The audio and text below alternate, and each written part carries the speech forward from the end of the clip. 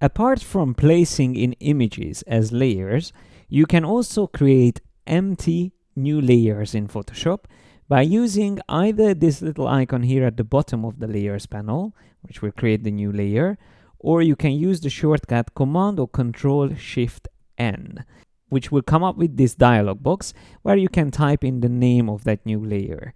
Let's just say I'm going to call this Markup or Markups, and I click OK. That will create that empty new layer here in the layers panel.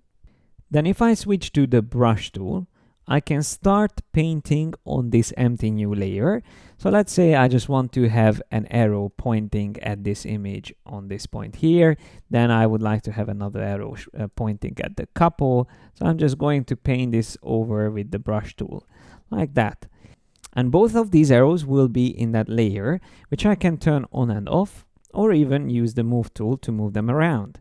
So whenever you want to create something from scratch, you can use an empty layer in Photoshop. And whenever you decide that you don't need a layer anymore, you can delete it as well, just as easily as you created it. So all you need to do is to click on the trash icon here at the bottom, or press backspace on the keyboard. So that will delete the currently selected layer. But let me undo this last step. So I go to Edit, Undo, or you can press Command or Control Z, which will bring this layer back. Now, another very useful thing to learn is that you can control the opacity of layers. Each layer has an individual opacity setting. So I have a Markups layer selected, and I can reduce the opacity here in the layers panel. And notice what happens. The arrows will become transparent, and after a while they will completely disappear if I drag opacity down to 0%.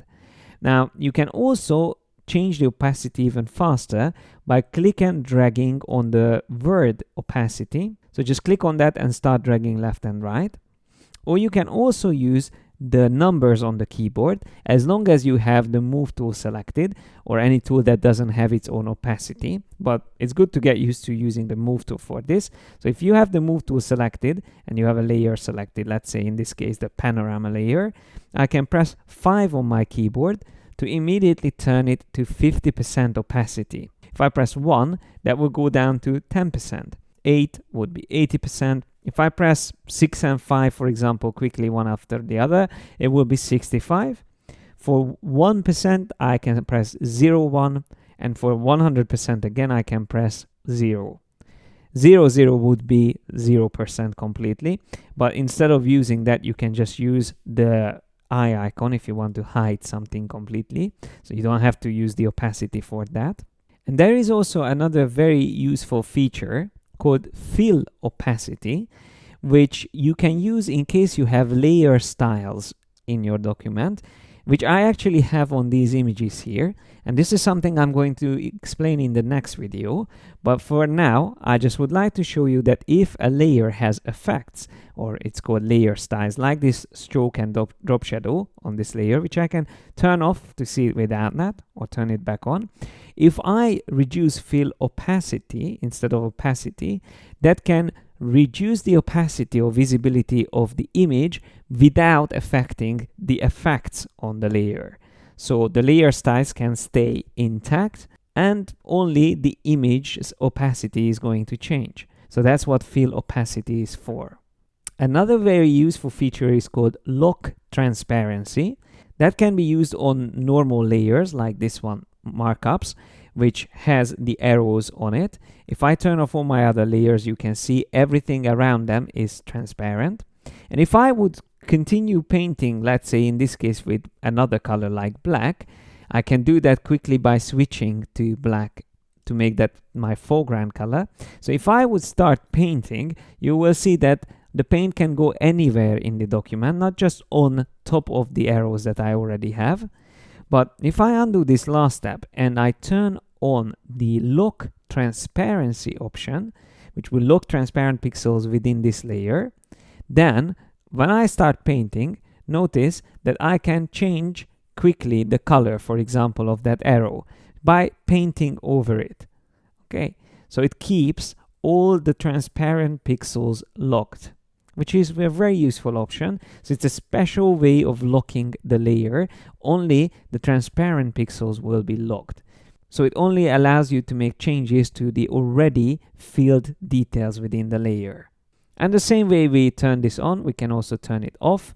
And once I do that, I can start again drawing anywhere within the layer. So let me just turn back my other layers. And let me show you also a couple of settings for the layers panel. If you right click on any of the thumbnails, you can see that we have these options here, like clip thumbnails to layer bounds or document bounds. I prefer to use layer bounds, but by default you will see something more like this. The document bounds option is the default setting in Photoshop, which means that every thumbnail will show the whole canvas, and it will show you within the canvas where that current layer is located. But you can also increase and decrease the size of the thumbnails. So let me just make it large so we can see it better. Now you can see exactly what the thumbnails show in case you have the document bounds option on.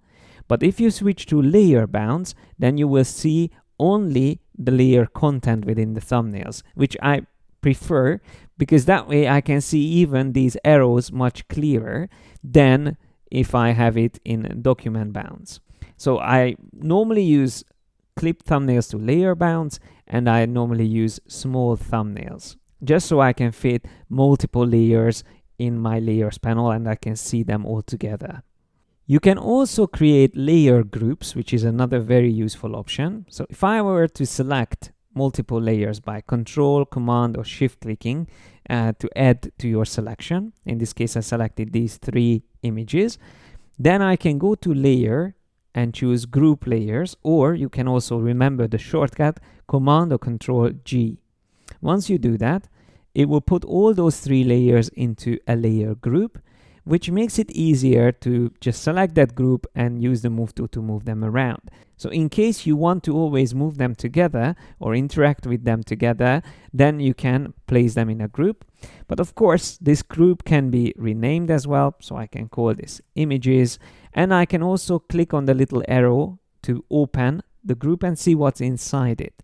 So if I want, I can still select these layers individually, but whenever I select the group itself, I can move them also together very quickly.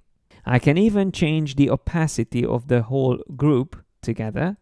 So not individually changing the layer opacity, but changing the whole layer group's opacity. You can also move layers out of a layer group.